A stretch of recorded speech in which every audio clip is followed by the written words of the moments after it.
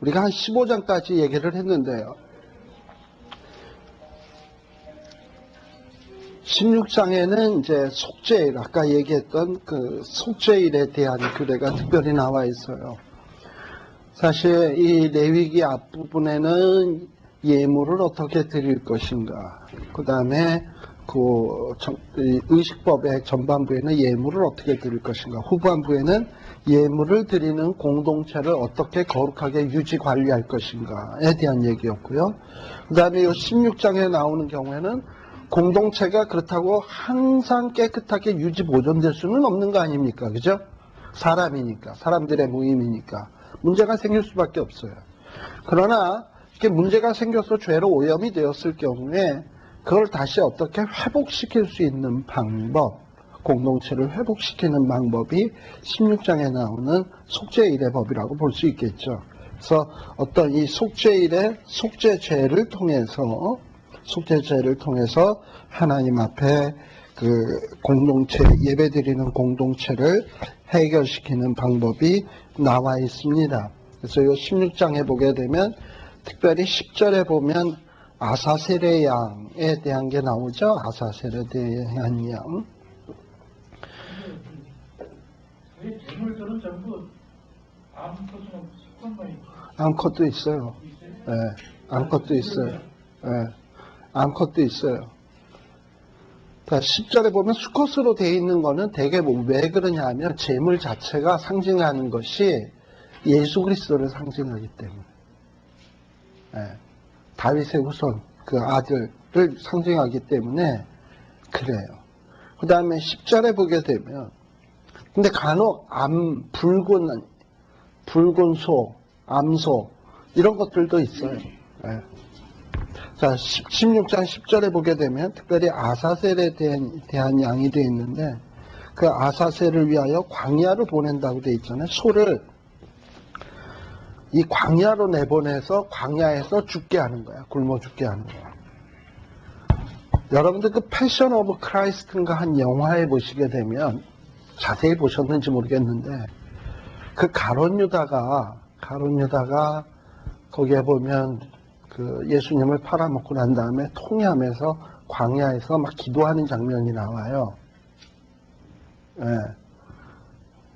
근데 그 기도하는 장면이 나오는데 그 뒷배경에 보면 그 사탄도 있지만 또 하나 뭐가 있냐면 그 염소뼈, 머리뼈, 염소뼈가 보여. 지금 그게 뭐냐면 그게 암암리에 거기에 상징하는 게 이 아사셀의 양이 이렇게 광야로 나가면 그래서 죽잖아요. 그래서 이 하골만 남잖아. 그 근처에서 이 가룟유다가 막 괴로워하는 장면이 나와요.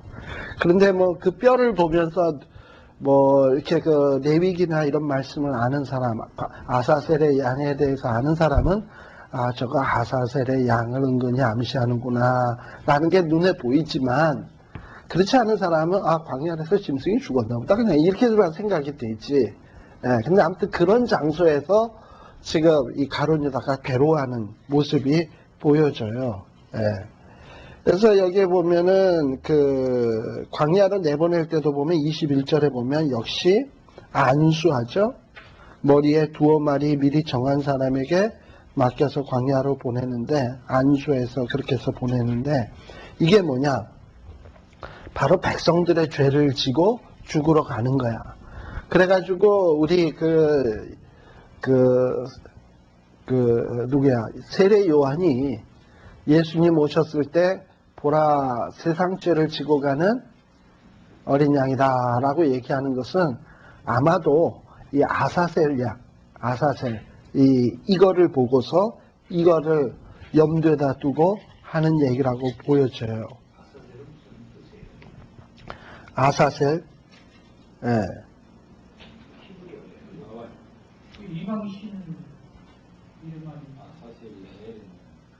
그 일이 지금 제가 그 뜻은 모르겠어요.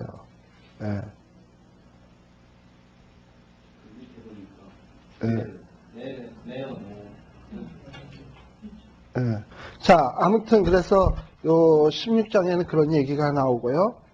그 다음에 그래서 마지막에 30절에 보면, 16장 30절에 보면, 이날에 너희를 위하여 속죄하여 너희로 정결케 하리니 너희 모든 죄에서 너희가 여호와 앞에서 정결하리라 라고 되어 있습니다.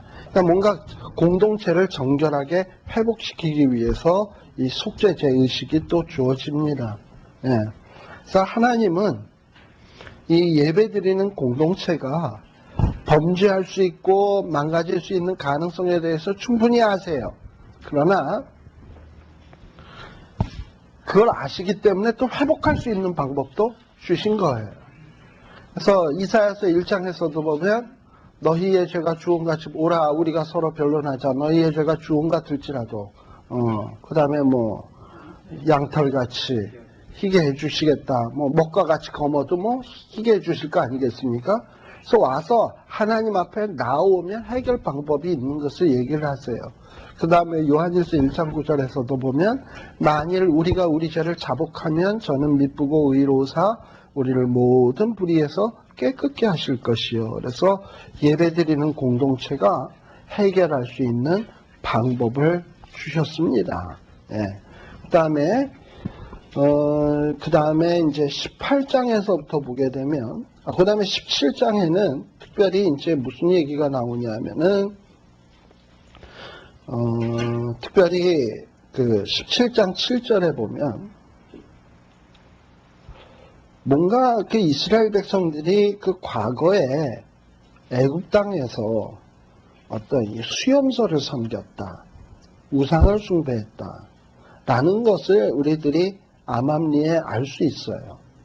그런데 이들이 아마도 요때에만 그런 것이 아니라 또 광야에서 이런 어떤 습성이 또 나왔는지 몰라요. 그러니까 17장 7절에 이런 말씀을 기록하지. 네. 그러면서 어떤 백성들이 과거에 애굽에서 섬겼던 그 신을 또다시 이렇게 숭배하는 일들이 생겨난 것 같아. 출애굽기 32장에서 보면 금송아지를 만들었었고요. 그 다음에 아마 그 일 이후에도 또 지나서 또 이런 일에 빠지게 되니까 하나님께서 이 이스라엘 백성들을 뭔가 정결하게 해야 되겠다라는 어떤 이런 생각을 하셨던 것 같습니다. 그 다음에 10절서부터는 피채 먹지 말라. 이 피채 먹지 말라. 우리 정태경 선교사님 피채 먹지 말라. 근데 이거는 뭐냐면 피는 생명이기 때문에 그런 거예요. 그러니까 사실 뭐 피 먹고 안 먹고가 뭐가 이렇게 그게 먹어서 죽지 않으면 독 아닌 거지 뭐. 근데 왜 먹지 말라 그랬을까? 이건 뭐냐면 어떻게 보면 생명에 대한 존엄성을 강조하는 것 같아요. 그래서 이스라엘 백성은 피를 안 먹는다. 왜? 생명을 사랑하는 사람들이니까. 어떤 이런 차원으로 받아들여야지 피를 먹느냐 안 먹느냐의 중요성이 아닌 것 같아요. 제가 볼 때는. 자, 그 다음에 18장서부터는 그래서 이 17장까지는 결국은 뭐냐? 하나님 앞에 의식적인 예배입니다. 그러니까 제의적인 예배라 이 말이에요. 그래서 예배드리는 공동체가 어떻게 예물을 드리며 예배드리는 공동체는 어떻게 유지 관리할 것인가에 대한 얘기고, 그 다음에 18장에서부터는 뭐냐?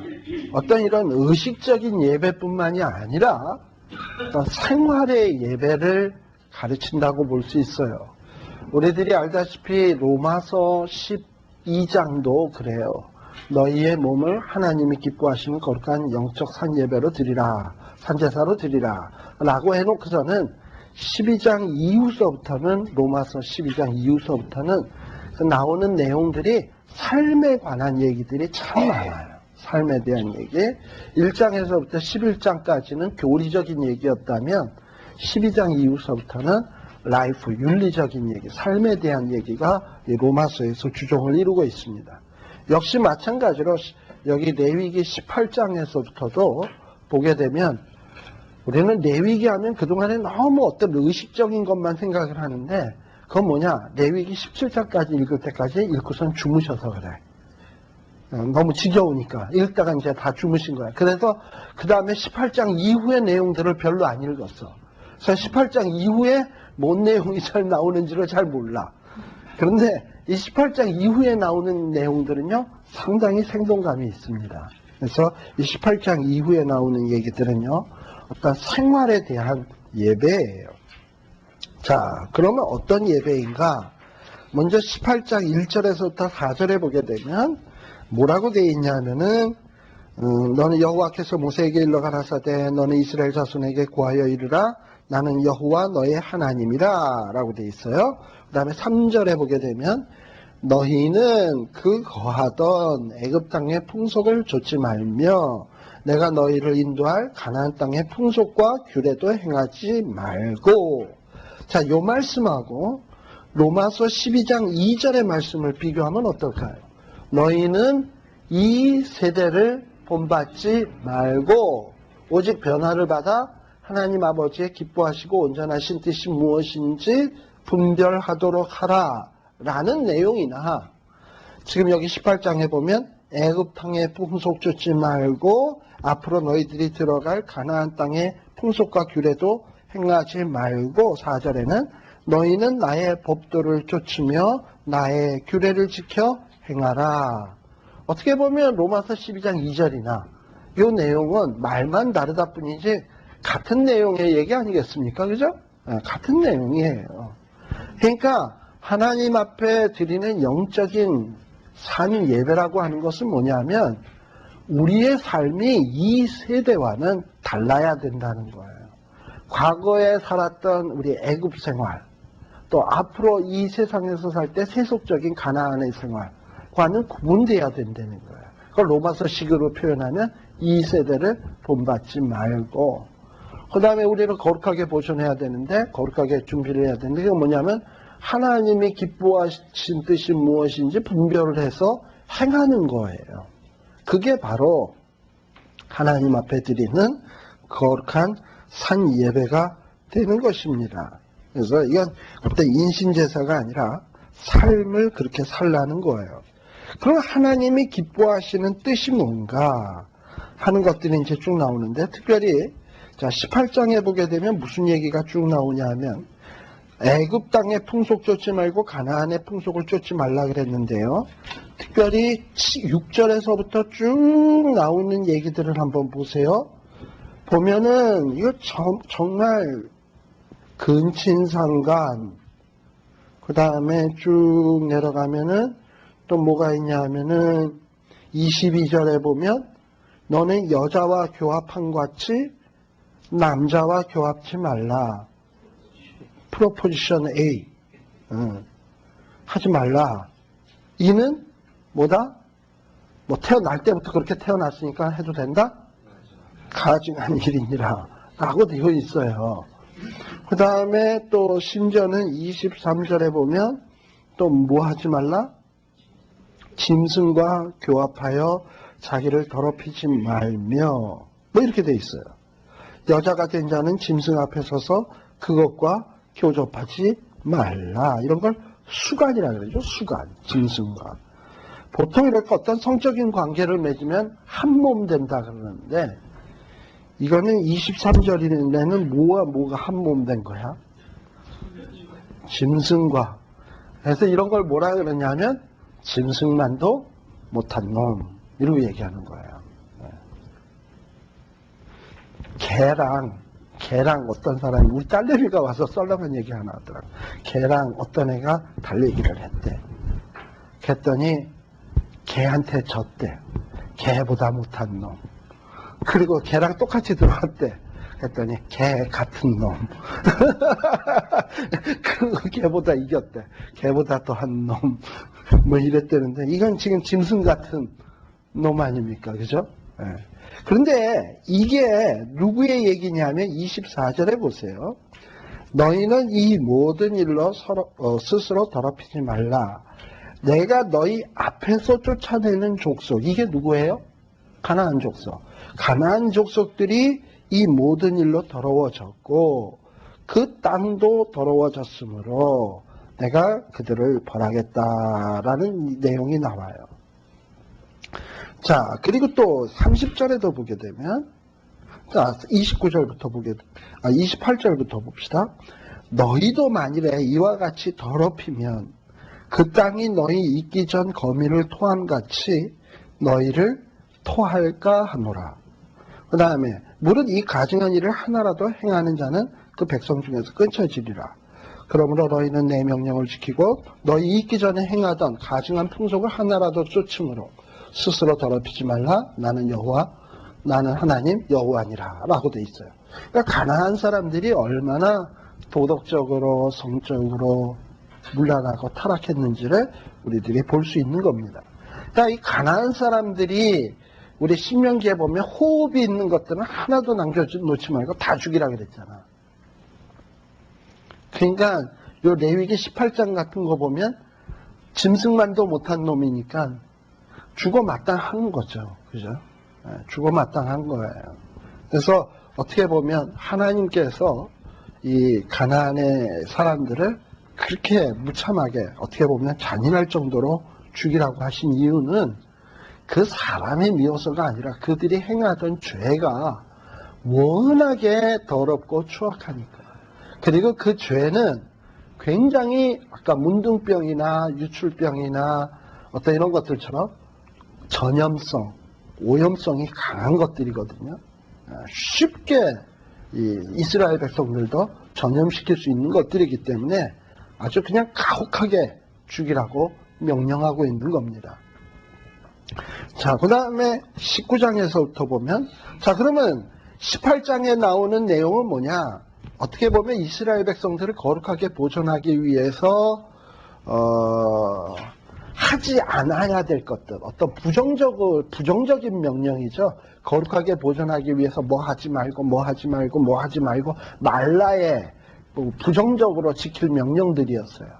그런데 하나님의 명령은 어떤 나를 거룩하게 하기 위해서 죄 짓지 않는 것도 중요하지만 어떤 죄를 안 지음으로 나를 거룩하게 보존하는 것도 중요하지만 거룩을 보존하기 위해서는 하지 않는 것을 또 중요하지만 뭘 열심히 하면 자동으로 거룩해져요. 무슨 얘기냐면 사람은요 어차피 시간 속에서 살기 때문에 시간을 어디엔가 쓰게 돼 있어요. 그래서 쓰면 다시는 못 써. 근데 그 시간을 악한 데다 써보세요. 그러면 악한 거에다 쓴 거야 다.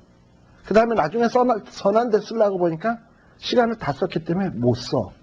그러면 악을 행하지 않는 것도 중요하지만 그냥 아예 시간을 어디다 써버리냐? 선한 데다 다 써버려. 그러면 악한 데 쓸 시간이 없어.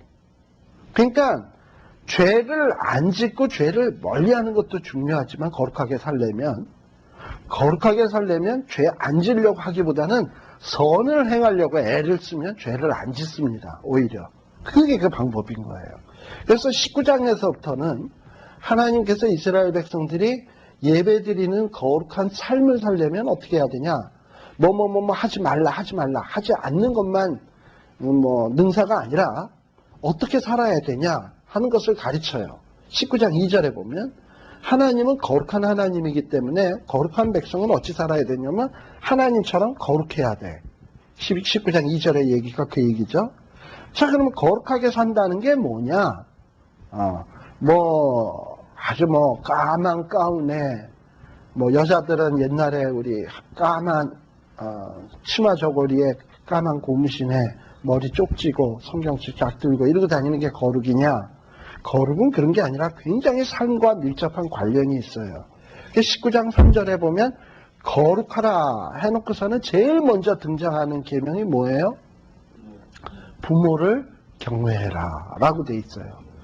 여러분들이 그 10계명에 보게 되면 제1계명에서부터 4계명까지는 하나님께 대한 거였잖아요. 그러니까 하나님께 대한 거는 어떻게 보면 의식 예배가 하나님께 대한 예배야. 그렇잖아요. 어떻게 보면은 의식 예배라는 게 뭐였습니까? 5대 제사, 또 제사를 드릴 때 예물은 어떻게, 규례는 어떻게, 이렇게 해서 하나님 앞에 마음을 다하고 뜻을 다하고 정성을 다해서 예배 드리는 거죠. 안식일 날까지 해서.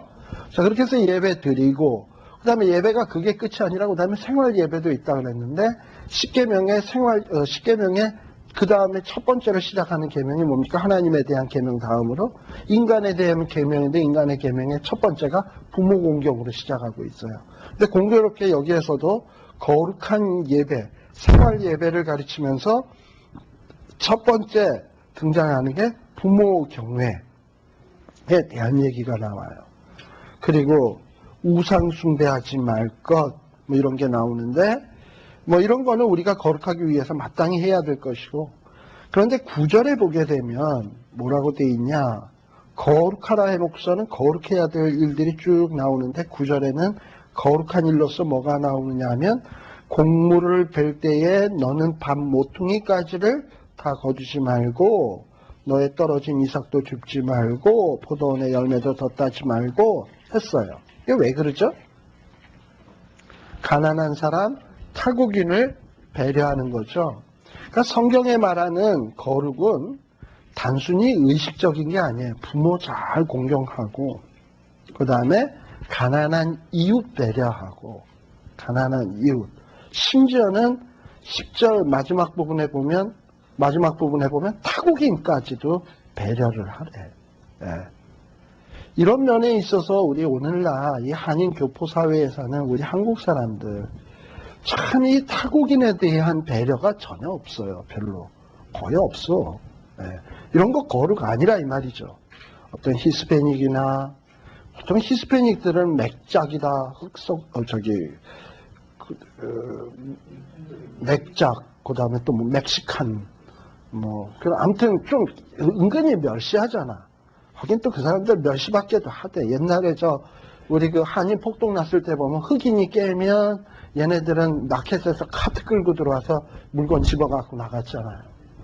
아, 정말 믿더라고요. 그때 그거 볼 때.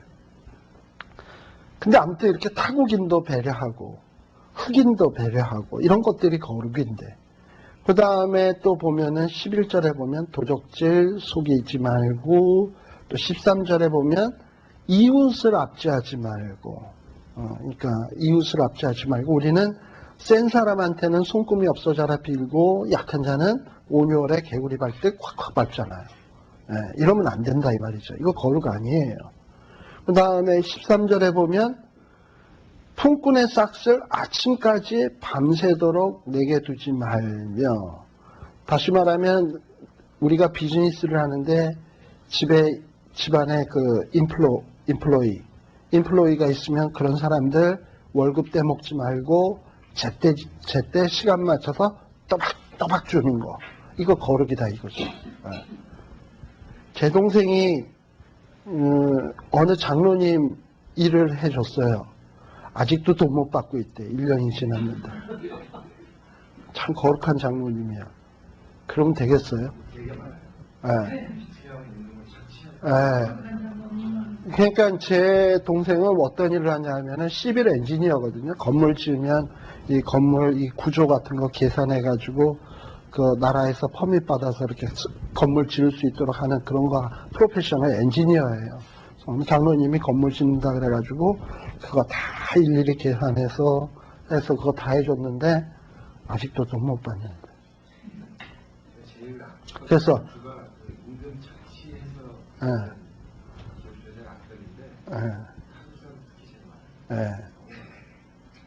근데 그래. 그 다음에 14절에 보게 되면 또 뭐에 대한 것도 거룩이냐면 장애자에 대한 배려들, 이런 것들. 그 다음에 15절에 보면 재판에 대한 문제. 우리가 이런 것들을 거룩과 별개로 생각하는 경우들이 참 많은데 성경은 거룩하라 해놓고서는 거룩에 대한 방법으로서 이렇게 여러 가지 얘기를 하고 있어요. 또 16절, 또 뭐 또 거룩과 관계되는 문제냐면 사람 판단하는 거, 논단하는 거. 요즘 심각한 문제가 되는 게 인터넷 악성 댓글. 이것도 예수 믿는 사람들은 생각해 볼 일이에요. 사람 잡잖아, 지금. 몇 잡았습니까? 이 악성 댓글 때문에. 여러 사람 잡고 있거든요.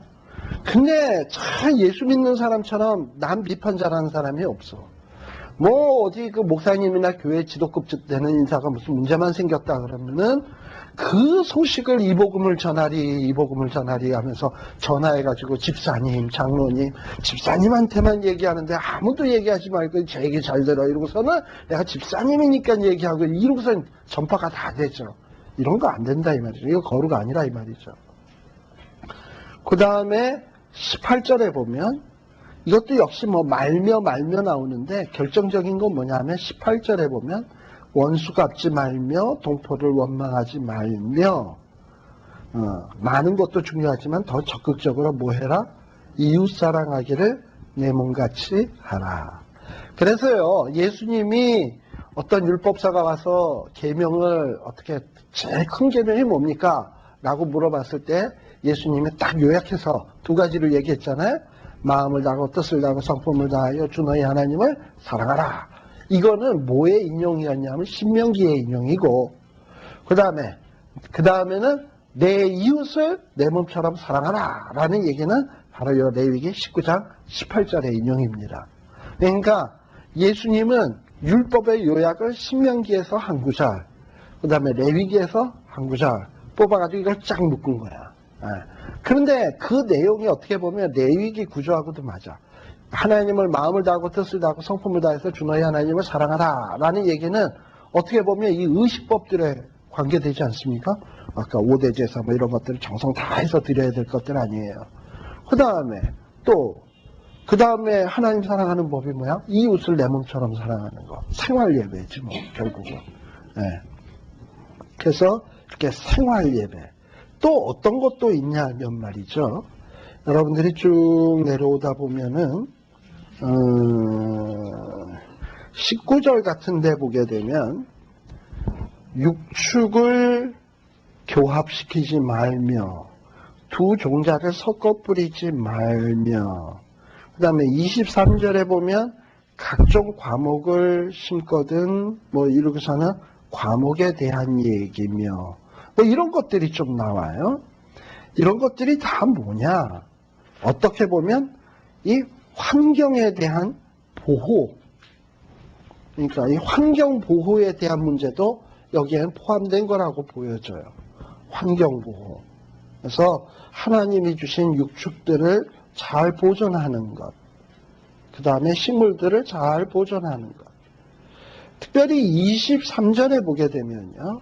23절서부터 보게 되면 거기에 보면은 제가 지난 시간에 했나 모르겠네. 했죠? 했어요. 각종 과목을 신거든 할례 받지 못한 것으로 여기되 3년 동안은 너는 그것을 할례 받지 못한 것으로 여겨 먹지 말 것이요 제4년에는 모든 과실이 거룩하니 여호와께 드려 찬송할 것이며. 그래서 지난 시간에 아마 창세기 2장하고 요 결부시켜서 조금 얘기를 했던 것 같아요. 그 다음에 26절 7절서부터 쭉 보게 되면 자, 피채 먹지 말며 아까도 얘기했습니다만 피 자체에 결함이 있다기보다는 뭔가 이스라엘 백성들이 생명을 사랑하는 사람들이다라는 것을 이 피채 먹지 않는 행위로서 제가 볼 때는 구별된 삶의 모습을 보여주는 것 같아요. 그 다음에 27, 28에 나오는 얘기들은 이 당시에 가나안에 우상 숭배하는 사람들은요, 뭐 머리를 민다든지, 머리카락을 둥글게 깎는다든지, 수염을 깎는다든지, 뭐 몸에 문신을 새긴다든지, 뭐 이런 모습들이 있었거든요. 그러니까 이런 자들하고 구별되어야 된다는 거야. 그러니까 예수 믿는 자는 하나님을 믿는 사람은 자기네들이 하나님을 믿는 사람이라는 걸 분명하게 보이도록 하라는 거예요. 제가 보통 우리 성도들에게 뭐 성경 공부를 한다든지 하면서 제가 그런 얘기를 하거든. FBI 신자. 이게 뭐냐면 FBI 신자는 FBI는 자기네들과 FBI 건물 내에서는 FBI 명찰을 달고 다니겠지만 평소에는 자기가 FBI인지를 몰라. 다 감추고 다니니까. 뭐 CIA도 그렇고 우리 한국의 중앙정보부도 그렇고. 그러니까 저 사람이 중앙정보부인지 FBI인지 CIA인지 우리는 몰라요. 근데 나중에 딱 명패 내놓을 때만 알듯 오늘날의 신자들이 그렇단 말이지. 보면은 그냥 겉으로만 봐선 저 양반이 신자 안 같은 경우가 더 많아. 말도 험하지. 그냥 뭐 여러 가지 문제도 많지, 뭐 일한 거 돈도 안 주지. 분명히 장로님 안 같은데 어느 날 보니까 교회 가 보니까 대표기도 하고 계셔. 그래서 딱 만나면 서로 낯뜨겁지. 이런 경우들이 많잖아요. 그러니까 본인이 캥기니까 어떻게 하냐 하면은 보통 때 자기가 신자임을 안 드러내죠. 감추죠. 그래서 식당에서 밥 먹을 때도 어떻게 기도하냐 하면은 보통 예수 믿는 사람이 밥 먹을 때 기도하면 저번 주 교회에서 왔나 보다. 우리 딱 아니까 자기가 그걸 감추려니까 그냥 이렇게 치료하고 고개 한번 숙여서 이렇게 가렵지? 이러면서 일어나. 한번 이렇게 쓱 문대고 일어나. 뭐 그런 식이란 말이죠. 그러면 안 된다는 거지. 예수 믿거나 하나님의 백성은 자기가 하나님의 백성임을 당당하게 드러낼 수 있어야 된단 말이죠. 외적으로 막 표현이 될 정도로. 그래서 지금 이스라엘 백성들은 뭐냐면 문신하지 말고 수염도 기르고 뭐 딱 해서 딱 보면 저거 예수 믿는 사람이구나 이렇게 표현하게. 그러니까 지금도 주이시들은요 어떻게 보면 안식일날 얘네들 안식일날 보면 걸어서들 빵모자에다가 딱 해서 뭐 동그란 거 뭐 모양에다 하나씩 들고 다 이러고서 걸어가잖아. 또 뭐 또 시꺼먼 거 있고. 그 주이시들은 그냥 그러고 다녀요. 그러니까 자기네들이 주이시다라는 걸 드러내고 싶은 거야. 그러니까 그거라면 오늘날 신자들도 뭐냐 하면 내가 하나님의 백성이다. 예수 그리스도의 백성이다. 하면 그걸 드러내야 돼요. 드러냄으로써 오히려 자기가 책임감이 따르는 거야. 그렇잖아요? 내가 예수 믿는 사람이다. 직장에서 선언을 했는데 나는 예수 믿는 교회 장로다 선언을 했는데 함부로 할 수 있냐 이 말이죠. 그러라는 거예요, 이게. 일종의. 그 다음에, 그 29절부터 쭉 나오는 거는 어떤 자녀들을 이방 사람에게 주지 말고, 아무튼, 그래서 뭔가 전부 다 삶에 대한 얘기들이 쭉 나와 있습니다. 특별히 34절 같은 데 보면 뭐라고 돼 있냐. 타국인을 너희 중에서 나은 자같이 여기며 자기같이 사랑하라. 왜요? 문제는 여기 있어요. 너희도 애굽 땅에서 객이 되었다니라. 나는 너희 하나님 여호와니라. 그러니까 너희들의 이전 처지를 생각해서 너희들도 옛날에 객이었고 노예였고 집이 없던 나그네였고 한데 너희들이 나그네 마땅히 사랑해야 되는 거 아니냐라는 얘기입니다. 이거는 오늘날 우리도 마찬가지예요. 우리도 죄인 되었다가 구원받은 거 아닙니까? 그러니까 어떤 아직도 죄인인 사람들을 보고서 불쌍히 여길 수 있어야 돼요. 그리고 아직도 죄에 노예된 자들을 긍휼히 여길 수 있어야 되고. 그래서 그런 마음들을 이게 보이는 것이 이게 다 예배다. 그 다음에 36절에 보면 공평한 저울, 공평한 추, 공평한 에바, 공평한 흰. 그러니까 정직하게 하라 이거죠. 장사도. 정직하게 하는 거. 그런 것들이 다 예배다라는 거예요. 그 다음에 20장에서부터는 이제 반드시 제거해야 될 죄들. 이런 것들이 나오는데요. 20장에 보면은 주로 어떤 죄냐? 우상숭배죄. 2절에 보면 우상숭배죄. 또 6절에 보면 우상숭배와 관련된 신접한 자, 박수 추정하는 자들. 이런 자들도 죽여야 되고. 9절에 보면 또 누구도 죽여야 되냐? 하나님이 주신 아비와 어미의 권위를 무시하고 저주하는 자들. 죽여야 되고. 10절에 보면 또 뭐냐? 남의 아내와 간음하는 자. 죽여야 되고. 또 13절에 보면 또 프로포지션 8 나왔네. 누구든지 여인과 교합하듯 남자와 교합하면 둘 다 가증한 일을 행함인즉 반드시 뭐 할지니? 죽일지니. 그러니까 이 친구들은요, 프로포지션 8 예스해 준 거를 고맙게 생각해야 돼. 죽이는 수가 있어. 아무튼 뭐 그래요. 그 다음에 15절도 보면 짐승과 교합하면 죽여라. 그 다음에 뭐 근친상간 죽여라. 그 다음에 23절에도 아까 레위기 18장이랑 좀 비슷해요. 내가 너희 앞에서 쫓아내는 족속의 풍속을 쫓지 말라라고 돼 있어요. 이렇게 그 하나님이 이 가나안 사람과 이스라엘 사람들은 구별되어지기를 원하시는 겁니다. 마찬가지로 오늘 우리에게도 마찬가지지. 구별되어지기를 원하시는 거죠. 구별되어지기를 원하시는 거예요.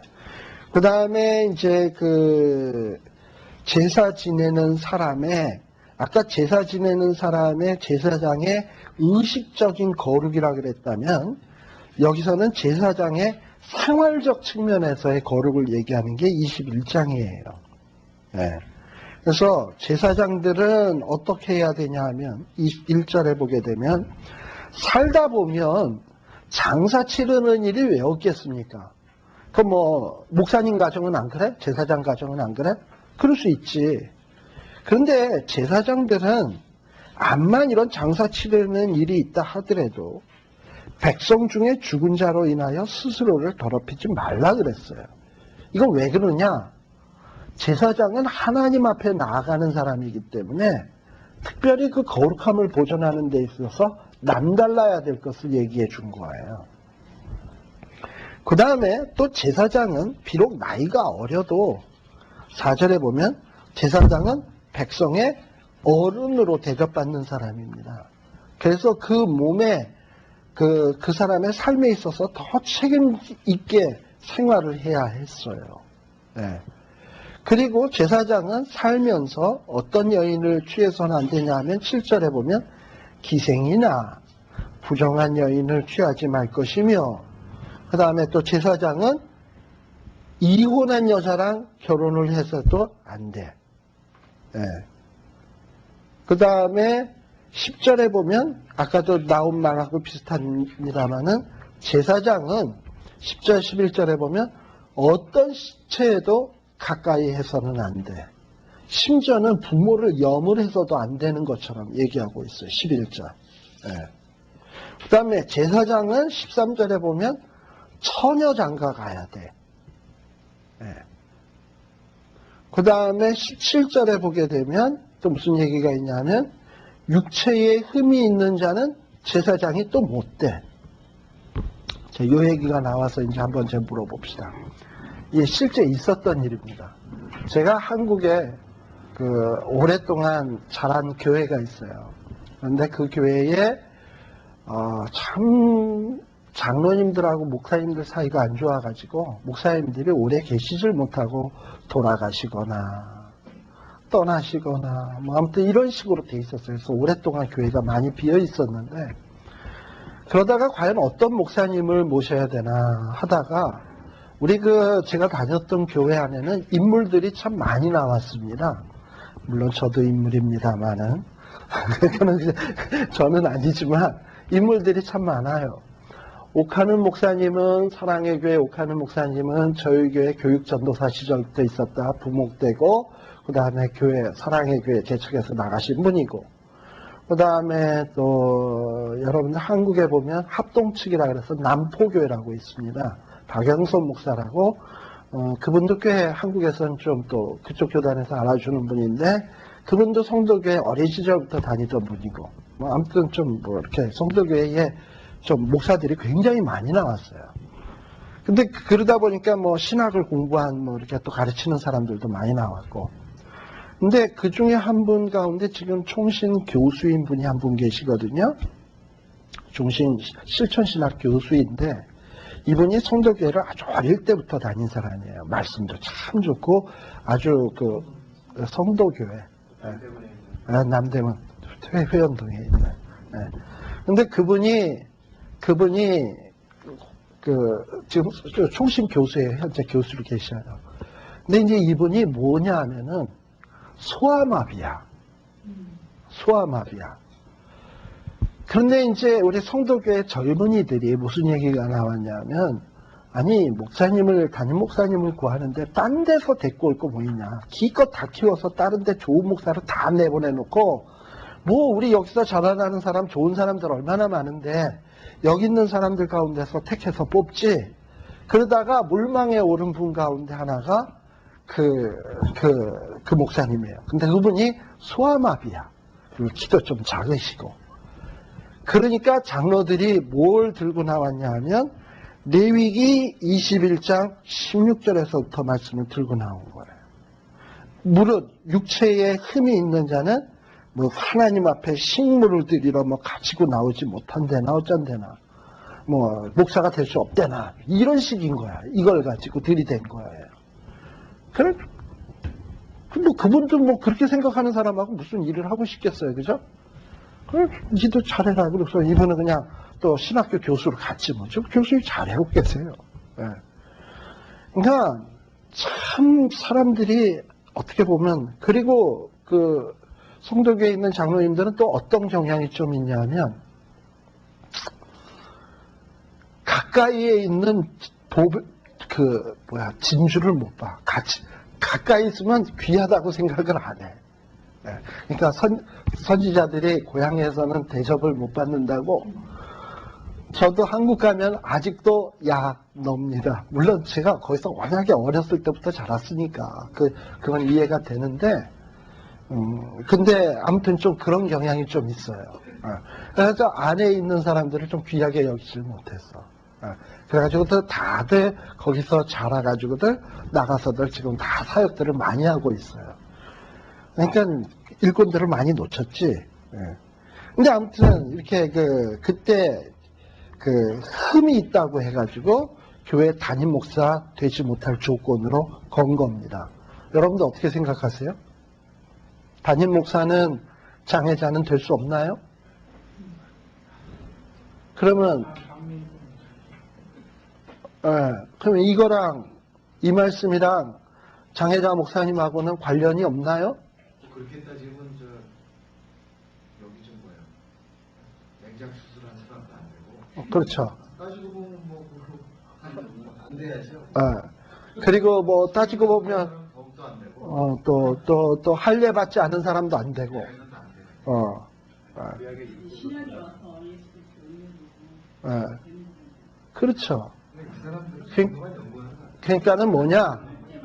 그러니까 우리는 온전한 사람은 없어요. 우리 인간이 드리는 제사 가운데서도 온전한 제사는 없고요. 그럼 누구밖에 없냐? 온전한 제사를 드릴 수 있는 분은 예수님밖에 없어요. 그리고 우리가 온전해지는 방법도 예수밖에 없어요.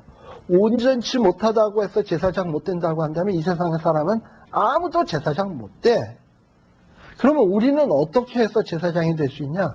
예수 그리스도를 믿음으로 온전케 되었은즉 우리는 하나님 앞에 나아갈 수 있는 거예요. 그래서 얼마든지 장애자라고 해서 우리가 뭐 당신은 장애자니까 우리가 담임 목사를 안수할 수 없다. 이거는 아주 정말 성경을 몰라도 너무 모르는 거다라고 얘기할 수 있어요. 근데 이런 일들이 있었다니까 실질적으로. 여기에 보면 그렇잖아요. 10절, 20절에 보면 난작이나 눈에 백막이 있는 백내장이 있는 사람이나 괴혈병이나 제가 어렸을 때 버짐이 얼마나 많이 있었는데 그 다음에 뭐가 상한 자나 아무튼 별게 다 있네. 이런 자들 다 안 되는 거거든. 근데 아무튼 그러고 있어요. 그러니 이때 당시에는 실제로 이런 사람들이 못된 거죠. 이때는 못됐죠. 이때는 굉장히 율법적으로 지켰죠. 목사님 이게 혹시 그런 건 아닌가요? 자신을 그렇게 하나님 주신 이체를 자기가 순결하게 잘 이렇게 간수하는 사람을 물론 그렇죠. 어떻게 보면. 그러니까 하나님 앞에 나아가는 거는 온전해야 되는 거예요.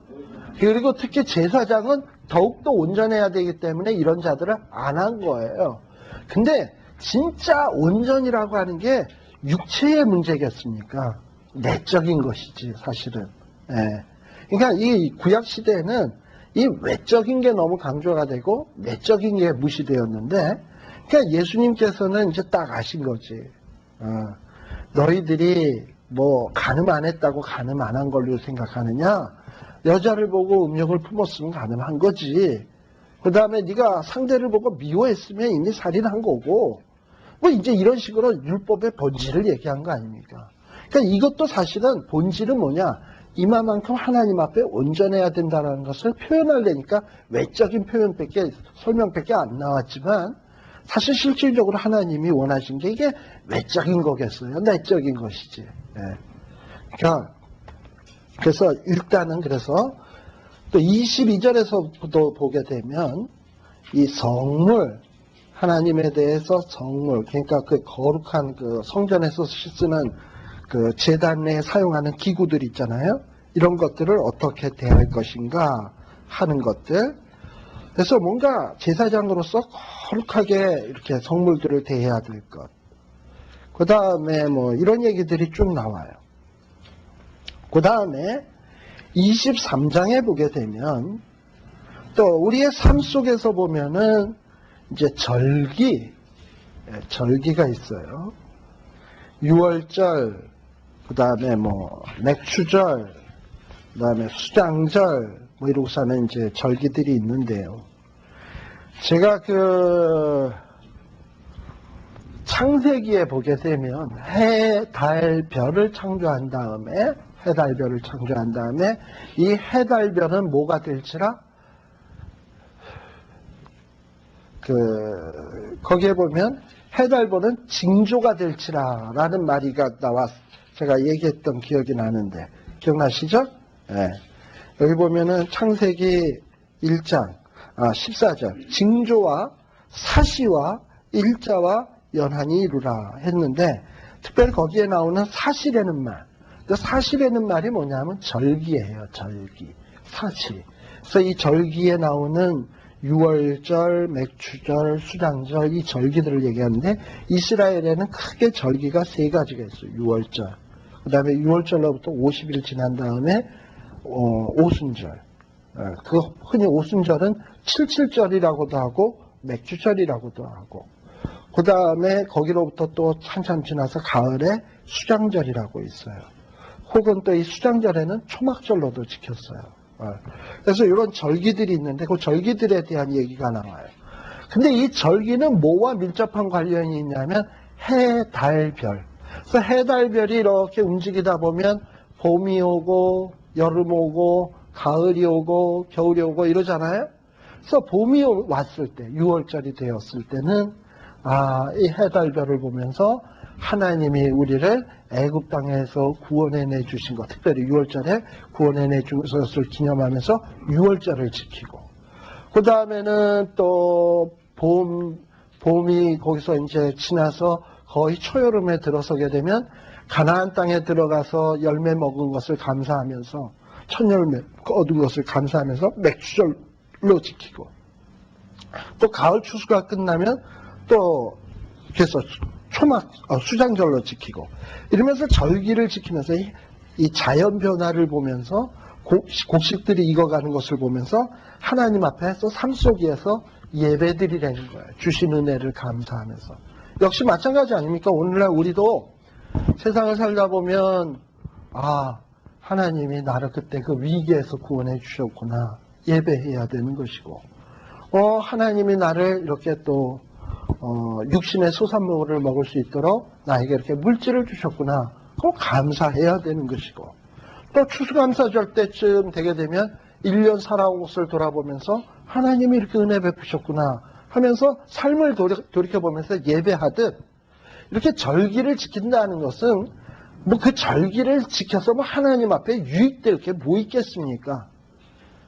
하나님 앞에 뭐 유익될 게 뭐고, 하나님 어차피 모든 게 다 하나님 건데 뭐 지키나 안 지키나 그게 그거지. 그러나 하나님이 원하시는 것은 뭐냐면 삶 가운데서 하나님의 백성들이 삶 가운데서 하나님의 은혜를 잊지 아니하고 기억하면서 구원의 은혜, 첫 열매 주신 은혜, 1년 동안 인도해 주신 은혜, 이런 걸 사시사철 변화 속에서 기억하면서 사는 것, 이걸 기뻐하신다 이거예요. 그래서 이 일을 지키라고 23장에서부터 보게 되면 절기에 대한 얘기들이 쭉 나옵니다. 절기에 대한 얘기도 꽤 많이 나와. 그 다음에 절기에 대한 얘기가 나온 다음에는 또 이제 무슨 얘기가 나오냐면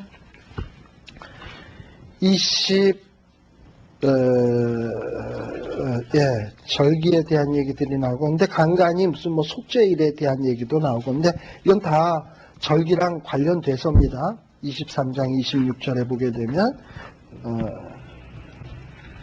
그리고 그 다음에 이제 특이한 것이 뭐냐 하면 25장에 보게 되면,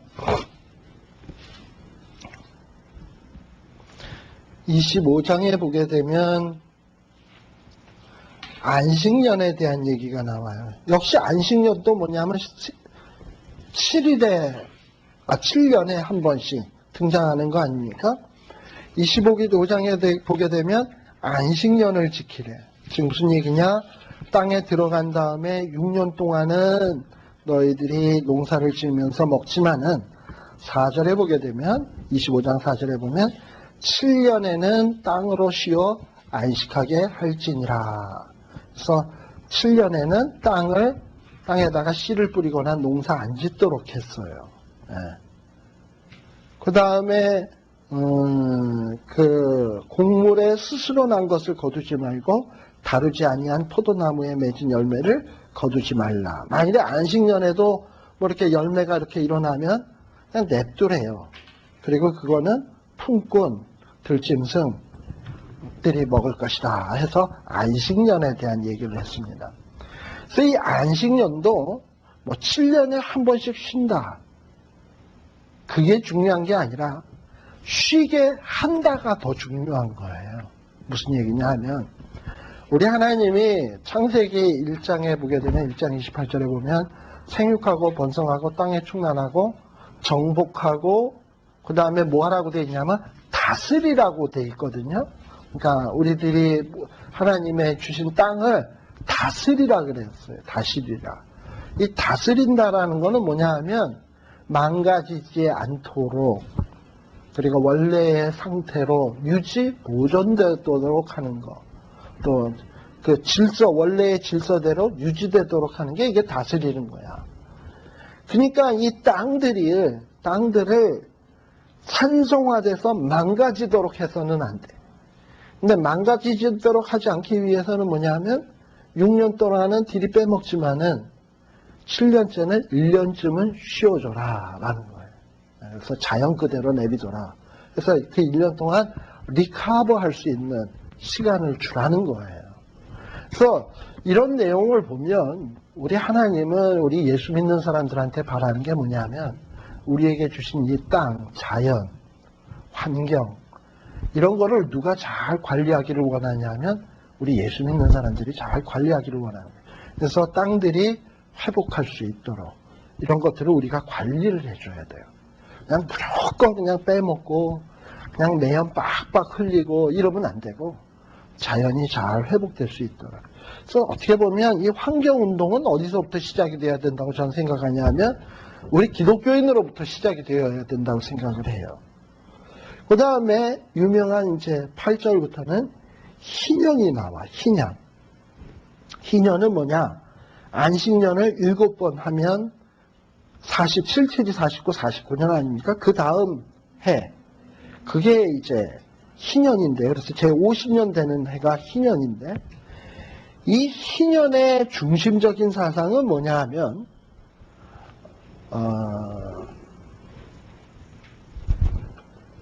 니자 들어가는 거예요.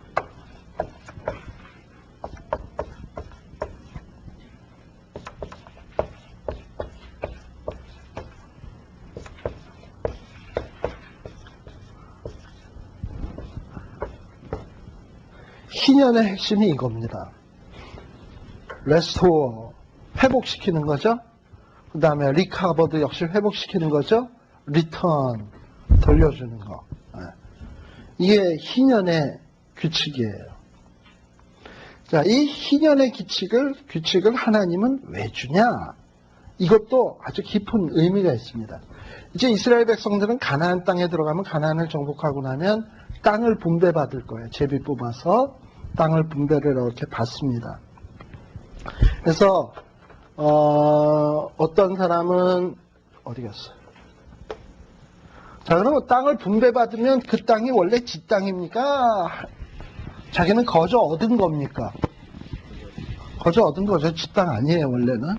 그래서 A라는 사람도 땅을 받았고, B라는 사람도 땅을 받았고, 뭐, C라는 사람도 땅을 받았고, 뭐 이러고 이제 땅들을 받아가지고 사는 거예요. 그러니까 처음에 받았을 땐 다 땅이 있어. 근데요, 사람은 사람에 따라서 농사 잘 짓는 사람, 또 농사에는 영 젬병인 사람, 뭐 이런 사람 차별이 있어요. 그래서 어떤 사람은 농사를 A는 참 농사를 잘 지어. 그래서 자꾸 인컴이 점점 높아졌어요. 근데 이 C라고 하는 이 친구는 농사에는 영 맨날 C학점이야. 그래서 맨날 농사가 안 돼. 근데 조금은 먹을 게 있어가지고 먹고 살았는데 어느 해가 되니까 먹을 게 뚝 떨어졌어. 이제 먹고 살아야 되니까 어떻게 해야 되겠습니까? 그러면 A에게 빌려와야, 곡식을 얻어와야 되겠죠? 근데 A가 뭘 믿고 C한테 곡식을 주자 말이지. 그러면 땅을 담보 잡혀요. 땅을 담보를 잡혔어. A한테 담보를 들었어. 그래가지고 이제 곡식을 얻어먹었습니다. 그런데 그 다음에도 또 보니까는 또 농사가 또 망쳤어. 그러면 땅을 담보 잡혔으니까 이제는 담보 잡을 게 없잖아. 이제 뭘 잡냐? 집에 보니까 지네 아들이 덩치가 좋고 힘도 좋아. 그 다음에 뭐 와이프도 보니까 설거지 할 때 보니까 아주 그 힘이 대단해. 그것도 그걸 또 담보를 잡아가지고 노예로 보내가지고 하는 거예요. 그러다가 보면 이 C는 점점 가난해지고 A는 점점 부자가 되는 거예요. 그러다가 나중에는 담보 잡힌 것도 다 뺏기게 돼 있죠. 그래서 C는 결국은 거지가 되고 자녀들은 부인은 다 A의 노예가 되게 돼 있어요. 그러다 보면 A는 점점 커지겠죠. 예. 그리고 이런 C와 같은 사람들이 많이 생길 것이고, 그러다 보면 이스라엘의 부가 어느 한 곳으로 편중되기 시작하고, 이 부를 축적한 사람은 어떻게 하다 보면 왕이 되기 시작을 하는 거예요. 그 나라에. 그리고 나머지 사람들은 노예가 되는 것이고, 하나님은 그런 거를 기뻐 안 하셔요. 그리고 이 집 C 다시 얘는 누구냐면 C의 아들 C 다시 지네 아버지가 못났으면 못났지. 왜 지들이 노예로 태어나야 되고 저 집에 팔려가서 종로로 태야 되냐 말이죠. 무슨 죄야 얘가. 그것도 뭐 A는 뭐 원래 지가 잘해서 이 땅 주인 됐나? 하나님이 주신 거지. 그러니까 하나님은요, 모든 사람이 하나님이 주시는 선물을 자기가 소유하면서 누리기를 원하셔요. 그래서 50년이 되면 무조건 돌려보내라. 조건 없이. 담보 잡은 땅 있으면 그냥 돌려주고, 노예로 데리고 오내 있으면 다시 돌려주고. 그렇게 되면 C는 에휴, 나는 우리 아버지 때문에 일평생 그지다 이러고 됐는데 50년 딱 되니까 회복 딱 되면 원래대로 똑같은 조건 하에서 출발하는 거 아니야, 다른 사람하고. 다시 기회가 주어지는 거예요. 그래서 이 희년의 제도가 주어집니다. 그래서 여기에서 본딴 게 뭐냐 하면, 미국의 그 뱅크럽시 제도 아시죠? 그 사람들이 돈이 다 떨어지게 되면, 그리고 뭐 빚이 많고 이러면 파산 신고해버리면은 더 이상 추궁 안 하잖아. 미국에서는. 그냥 크레딧만 망가지고. 그런데 이것이 7년 동안만 지나게 되면 다시 또 크레딧 제로에서부터 다시 시작하잖아요. 네. 뭐 그러면서 뭔가 이렇게 탕감해주는 이런 제도들이 미국에서 생겨나게 됐습니다. 이게 바로 그 희년의 제도예요. 근데 여러분들 한번 생각을 해보세요. 근데 이런 거 있죠. 예를 들면 그럼 희년은 어떻게 계수하냐? 어떤 이스라엘이 그 해방된 때로부터 애굽에서 해방된 때로부터 50년씩을 계산하는 거야. 그러면 이제 희년은 언제가 희년인지 사람들은 다 알고 있겠죠. 만일에 내년이 희년인데 제가 유니스 전도사님한테 가서 전도사님 제가요 되게 힘들거든요. 그래서 한 3만 불만 빌려주실까? 내년이 희년이야. 그러면 제가 3만 불을 받고 1년만 버티면 리턴 안 해도 돼. 왜냐하면 희년에는 하는 거니까. 빌려주시겠소? 아마 이러면 빌려드릴까? 내년이 희년인데 희년 지나고 한 1개월 있다가 제가 빌린다면은 49년 남았잖아. 49년 11개월. 그렇잖아요? 희년 지나고 1개월 뒤에 했으면. 그거는 이제 빚 받을 시간이 많으니까 그때쯤은 빌려주겠지만, 예를 들면은 희년이 될랑말랑 할 때 그 빌린다 그러면 누가 빌려주겠어요? 안 빌려주지? 예. 그런데 성경에서는 뭐라고 돼 있냐면, 여기 안식년에 대해서도 나오는데요. 여기 특별히 20절에 보세요. 20절에 보게 되면 너희 말이 우리가 만일 제7년에 심지도 못하고 식물을 거두지도 못하면 무엇을 먹으리요 하겠으나 내가 명하여 제6년에 내 복을 너희에게 내려 그 소출이 3년 쓰기에 족하게 할지라. 다시 말하면 안식년을 지키게 되면 남들은 7년 동안 내 농사 짓는데 우리는 6년만 지으면 손해 아니겠습니까? 뭘 먹고 삽니까? 그럼 하나님이 7년에 꼽으로 복쳐서 3년 먹고 쓸게 남게 해주겠다는 거예요. 그럼 희년의 규례도 마찬가지예요. 너희들이 그 희년의 규례를 따라서 리턴하고 다시 돌려주고 하면 이거 손해 아니냐 라는 생각이 들지 모르지만 하나님이 뭐냐면 날 믿고 너는 그대로 해라 이거예요. 그러니까 보증인이 누구냐면 하나님인 거야. 그러니까 하나님이 보증 쓰겠다 그러니까는 우리들은 이런 계명을 기쁨으로 지킬 수 있게 되는 거죠. 그래서 이것도 다 뭐냐면 그래서 36절 같은 데는 또 이런 얘기도 나옵니다. 이식을 취하지 마라. 이자 취하지 말래. 같은 민족, 같은 형제끼리는 돈놀이 하지 말고. 그 다음에 39절, 40절에 보면 역시 희년에 대한 것인데요. 비난하게 돼서 몸이 팔려서 품꾼이나 우고하는 자 같이 함께 있게 하면 희년까지는 섬기게 하지만 희년이 되면 41절 그때에는 그와 그 자녀가 함께 내게서 떠나 본족에게로 돌아가게 하라. 회복하게 하라. 라는 거예요. 네. 자, 근데 이렇게 해야 될 이유가 뭐냐? 근거가 25장, 55절. 다 같이 읽어봅시다. 시작. 이스라엘 자손은 나의 품꾼이 됨이라. 그들은 내가 애굽 땅에서 인도해낸 나의 품꾼이여 나는 너희 하나님 여호와니라. 그러니까 이스라엘이 원래부터가 품꾼이었는데 하나님의 은혜로 자유인 된 거 아닙니까? 따라서 늘 품꾼인 것을 기억하면서 가난한 자, 노예된 자, 몸이 팔린 자, 빚진 자 이런 자들에 대해서 너의 옛날 모습을 생각하면서 은혜를 베풀라는 거예요. 너희가 하나님 앞에 사랑을 받았은즉 사랑하는 것이 마땅하다는 거예요. 그래서 26장 3절에 보십시오. 사실 근데 이런 계명을 지키면 굉장히 손해일 것 같지만 하나님은 뭐라고 얘기하냐면 규례와 계명을 준행하면 내가 너희 비를 그 시후에 주리니 땅은 그 산물을 내고 밭은 수목은 열매를 맺을지라 라고 돼 있어요. 그리고 5절에도 보면 너희가 음식을 배불리 먹고 너희 땅에 안전히 거하리라. 또 평화를 줄 것이다. 하나님의 계명을 잘 지키면 이렇게 복을 주겠다는 얘기가 쭉 나와요. 그러나 14절 불순종하면 끔찍한 얘기들이 많습니다. 16절에 보면 불순종할 경우에는 하나님이 어떻게 하시냐? 재앙이 내리게 할 거다. 폐병이 내리게 할 거다. 열병이 날 거다.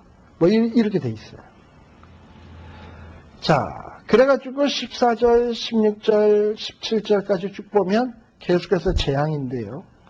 요런 재앙을 내렸는데도 불구하고 18절에 시작하는 말이 재밌어요.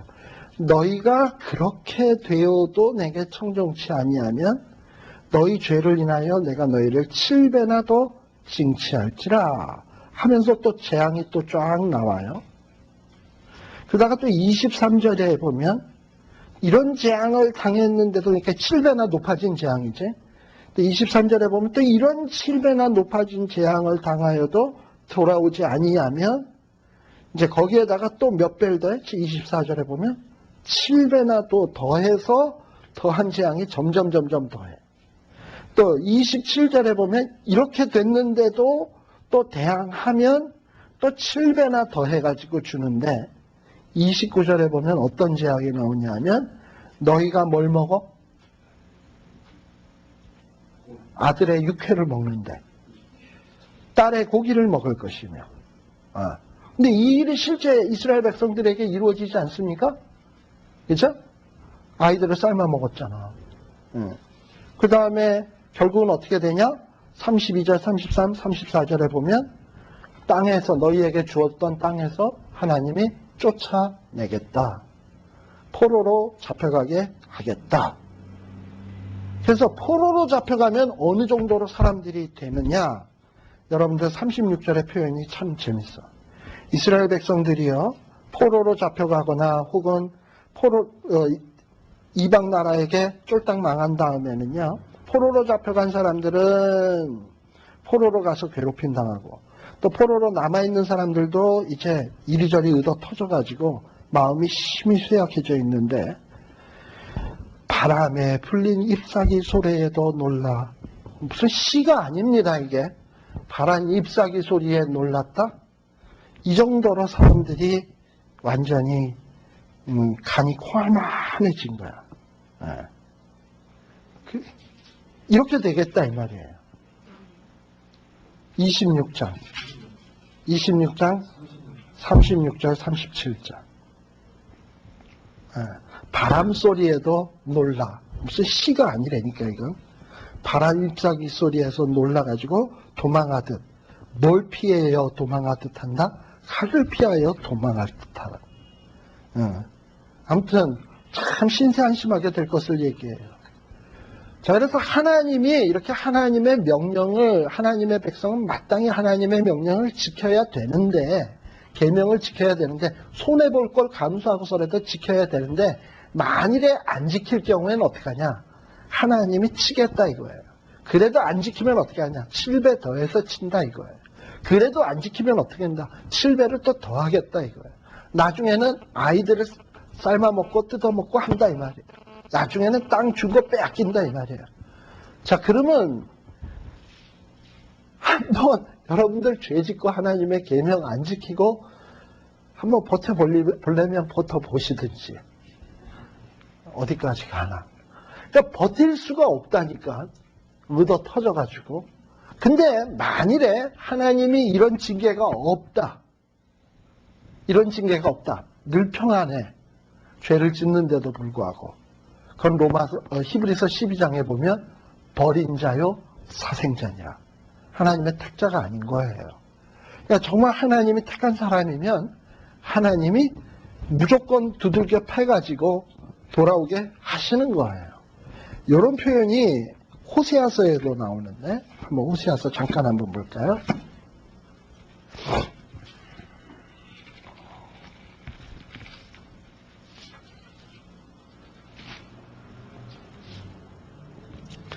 자, 이 호세아서 2장 5절부터 보게 되면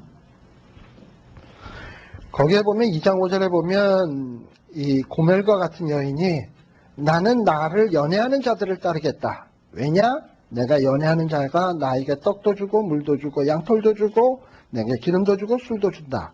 다시 말하면 무슨 바알신, 몰렉, 그모스 이런 우상 같은 게 나한테 떡도 주고 물도 주고 산도 주고 해서 그들을 따라가겠다 이 얘기예요. 그러면 6절에 보면 하나님의 징계가 나오는데 그러므로 내가 뭘로?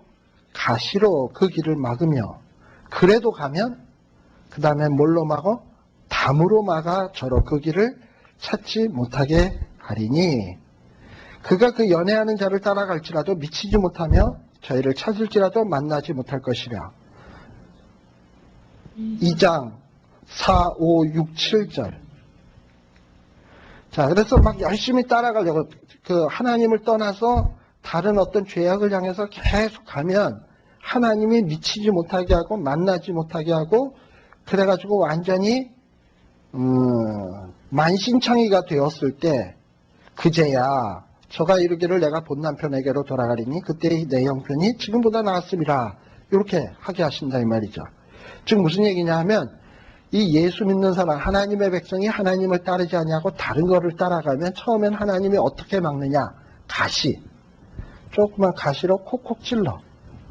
그랬는데 계속해서 그걸 무시하고 간다. 그러면 7배나 더 따가운 가시 혹은 7배나 더 큰 가시로 찔러. 그래도 버티고 간다. 그리고 막 반대편을 향해서 달려간다. 그럼 달려가는 그 순간에 뭐가 내려오냐면 하늘에서 갑자기 담 같은 게 펑 내려와가지고 여러분들 그 만화 영화 톰과 제리 아십니까? 예? 톰과 제리에 보면 벽에 그냥 꽝 하고 부딪혀서 벽이 뿡 빵꾸 나는 거 많이 보이시잖아요. 갑자기 전설적으로 달려가는데 갑자기 하늘에서 담이 팍 내려오면 빵 하고 부딪혀가지고 수박이 터지고 그 안에서 순두부가 나오고 토마토 케첩도 나오고 뭐 이러겠죠?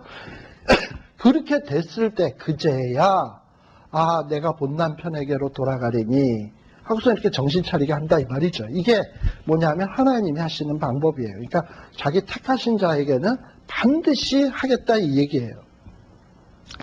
자, 그래서 그런데요. 하나님은 또 어떤 분이냐? 레위기에 보면 26장 40절. 자, 레위기 26장 40절 보세요. 그런데 이렇게 범죄하면 하나님이 징계를 내리시는데 40절에 보게 되면 아주 놀라운 말씀이 하나 있어요.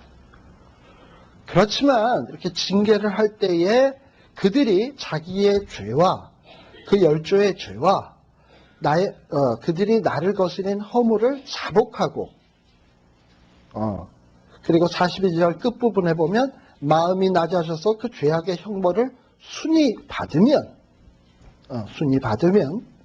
하나님이 어떻게 하시겠다? 42절 시작. 내가 야곱과 맺은 내 언약과 이삭과 맺은 내 언약을 생각하며 아브라함과 맺은 내 언약을 생각하고 그 땅을 권고하리라. 그러니까 이스라엘 백성들이 죄를 져서 자꾸 이렇게 하나님 앞에 징계를 받을 때 이스라엘 백성이 야 내가 잘못했구나 하나님 앞에 자복하고 회개하면 하나님이 아브라함과 맺었던 언약, 이삭과 맺었던 언약, 야곱과 맺었던 언약을 기억하시고 회복시키겠다는 얘기예요. 자, 그러면 이거는 의로 인한 회복입니다. 인간들, 하나님의 백성들이 의롭기 때문에 회복되어진 겁니까? 하나님의 은혜로 회복되어지는 겁니까? 네? 하나님의 은혜인 거예요. 그러니까 철저하게 구약 성경은 말이죠. 우리가 행위의 율법이다. 의로 구원받는 길이다.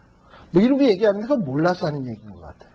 여기에 보면 성경에 보면 레위기에서도 하나님이 징계한다. 그러나 회개만 하면 하나님이 언약을 기억하고 회복하겠다. 이건 은혜인 거예요. 그래서 하나님은 은혜로 구원하실 것을 이야기합니다. 우리 지난 시간에 출애굽기 기억나세요? 출애굽기에 보면 출애굽기 34장인가? 보면 하나님이 마지막에 모세에게 나타나시면서 이름을 선포하실 때 보면 뭐라고 얘기했냐? 34장 6절이네. 거기에 보면 여호와로라 여호와로라. 출애굽기 3장 초두에는 뭐라 그랬냐면 하나님이 나는 스스로 있는 자 아니라 될 자가 되겠다. 영광과 존귀를 받으시게 하나님이 될 자가 되겠다라고 약속했잖아요. 그래서 하나님 그 약속을 어느 정도 이루셨어. 근데 이스라엘 백성은 정말 그런 하나님을 모실 자격이 안 돼. 그러니까 이제 하나님은 또 뭘 또 약속해야 되냐면 이스라엘 백성과 관계를 맺을 때 어떤 관계가 되어야 되냐면 법대로 하는 하나님이면 이스라엘 백성은 다 죽어. 그러니까 하나님은 어떻게 해야 되냐 하면 여호와로라 여호와로라 자비롭고 은혜롭고 또 노하기를 더디하고 인자와 진실이 많은 하나님. 이런 하나님으로 나타나야 되는 거예요. 자, 그럼 이런 하나님이 어떤 하나님이냐? 회개만 하면 용서해 주겠다고 하는 하나님. 회개만 하면 언약을 지키겠다고 하는 하나님. 이건 신약시대도 마찬가지 아닙니까? 우리 예수님이 약속의 말씀대로 예수님 오실 때 세례 요한의 일성이 뭐예요? 회개하라 천국에 가까웠다. 회개하고 돌아오면 예수님의 은혜를 우리가 받을 수 있는 거야. 구약도 마찬가지예요. 회개하고 자복하면 돌이키겠다 이 말이에요. 그러니까 이 구약은 같은 맥락인 거예요.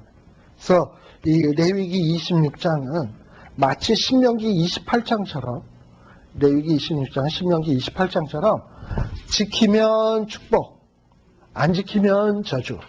그러나 안 지켜도 저주가 끝이 아니라 회개하면 회복. 이런 패턴이에요. 네. 그 다음에 또 나오는 게 뭐냐 하면 그 27장은 서원에 대한 얘기가 나옵니다. 서원이라는 게 일종의 뭡니까? 약속 아닙니까? 약속? 네. 서원이라는 건 약속이거든요. 근데요, 지금 하나님은 이스라엘 백성들에게 뭘 얘기를 하냐면 27장 2절에 보게 되면 2절에 보면 이스라엘 자손에게 구하여 이르라 사람을 여호와께로 드리기로 서원하였으면 너는 그 값을 정하지니. 그래서 뭔가 서원을 하였으면 그 서원한 것을 지켜야 될 것을 이야기를 합니다.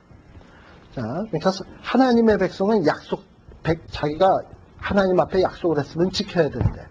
그럼 그걸 뒤집어서 얘기해 보자고. 하나님의 백성이 약속을 했으면 지켜야 된다면 하나님이 하나님의 백성들에게 약속했을 경우에는 어때야 돼? 그건 뭐 반드시 지켜야 되는 거지 뭐. 그러니까는요, 하나님이 지금 레위기 26장에서 하신 약속은 이대로 분명히 이루어질까요? 안 이루어질까요? 이루어질 수밖에 없죠. 왜냐하면 하나님이 27장에서 너희들 약속 잘 지키라고 하는 얘기인데 하나님이 약속을 안 지키면서 어떻게 27장에 사람들에게 약속 지키라, 서원 지켜라, 뭐 하기로 했으면 해라, 이런 얘기를 어떻게 할 수 있냐고. 그죠? 그러니까 하나님은 반드시 약속을 지키는 하나님이다. 이 얘기가 우리가 이제 또 보면 알겠지만 민수기에도 나와요. 민수기에 보면 어디가 나오냐? 민수기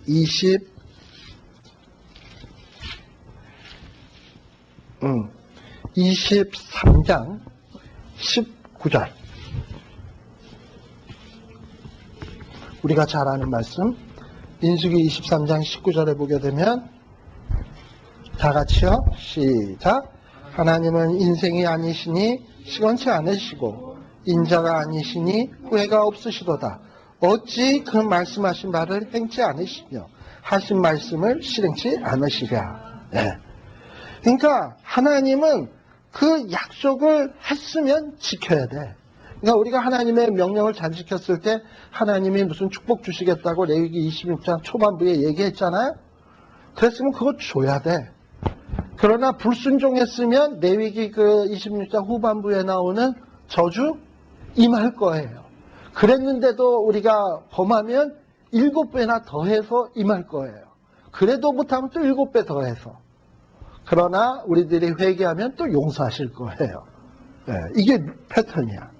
그래서 하나님은요, 뭐 어떻게 돼 있냐면 여기에 보면 21절에 보면 여호와는 야곱의 허물을 보지 않으시며 이스라엘의 패역을 보지 아니하시는도다. 여호와 그의 하나님이 그와 함께 계시니 왕을 부르는 소리가 그 중에 있도다 라고 되어 있습니다. 그러니까 하나님은요, 우리가 회개만 하면 우리의 허물과 패역을 보지 않으십니다. 회개만 하면 하나님이 우리에게 약속하신 축복들을 주시겠다고 약속하고 있는 거예요. 그래서 여기에 보면 쭉 이 레위기는 쭉 이제 이렇게 보시게 되면 하나님 앞에 어떻게 예배할까의 문제였습니다. 전반부에는 의식으로 마음을 다하고 뜻을 다하고 성품을 다해서 하나님 예배하고, 또 후반부에는 우리의 삶이 하나님이 어떻게 하면 기뻐 받으시는 삶이 될 것인가 하는 얘기들이 쭉 나왔습니다.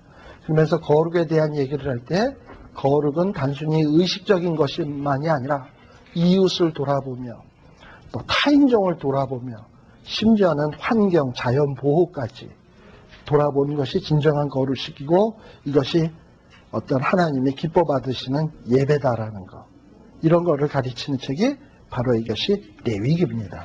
그래서 이런 예배에 대해서 이스라엘 백성이 배운 거예요. 그리고 이런 예배를 잘 드리겠다면 하나님이 축복하겠다, 저주하겠다 라는 얘기가 레위기 26장이에요. 그리고 하나님은 그 약속을 반드시 지킬 거예요. 그래서 하나님은 사람도 서원한 것 지키기를 원하시고 약속한 것 지키기를 원해요. 하물며 하나님은 얼마나 약속한 것을 지키겠습니까? 자, 이런 교육을 받은 가나안 땅을 향하여 나가는 이스라엘 백성이라고 여러분이 생각을 해보십시오. 아, 이렇게 살면 되겠구나. 나오지 않겠습니까, 답이? 네. 그러면 그런 답이 딱 나오는 거예요. 그런데 이제 민수기에 들어서게 되면 삶이 어떻게 되어지냐. 민수기는 참 암울한 책이야. 어떻게 보면 이스라엘 역사서 안에 암울한 책 하면 사사기 하듯 오경 안에서의 암울한 책 하면은 민수기에 나오는 민수기 전반부의 이야기가 참 암울한 부분이에요. 노상 하나님 앞에 불평하고 원망하는 얘기들인데요. 그래서 다음 시간에는 우리들이 민수기에 대해서 살피도록 하겠습니다. 다음 시간에 오실 때는 우리 민수기 퀴즈 봅니다. 예, 자, 그리고 오늘은 레위기 퀴즈는 여기 있으니까요. 집에 갖고 가셔서 집에서 성경을 읽으시고 이 문제를 7분 딱 재놓고 해서 다음 주일에 저한테 갖고 오십시오. 예, 기도하겠습니다. 하나님 아버지 감사합니다. 오늘 또 이렇게 우리들이 레위기의 말씀을 공부했는데 참으로 우리들이 거룩한 주일에 드리는 예배뿐만 아니오라 우리의 삶 속에서 하나님의 기뻐 받으시는 삶의 예배를 드릴 수 있는 자 되게 하여 주시옵소서. 이제 우리들이 눈을 밝게 떠서 무엇이 진정한 거룩이며 무엇이 진정 하나님이 기뻐하시는 삶인지 잘 깨달아 알아서 그저 편협하게 생활하는 게 아니라 눈을 크게 뜨고 타인종에 대한 배려와 또 우리에게 주신 자연을 보호하며 하나님이 주신 사명들을 잘 감당해서 정말 하나님을 기쁘시게 해드리는 삶을 사는 저희들이 되게 하여 주시옵소서. 예수님 이름으로 기도드리옵나이다. 아멘. 마치겠습니다.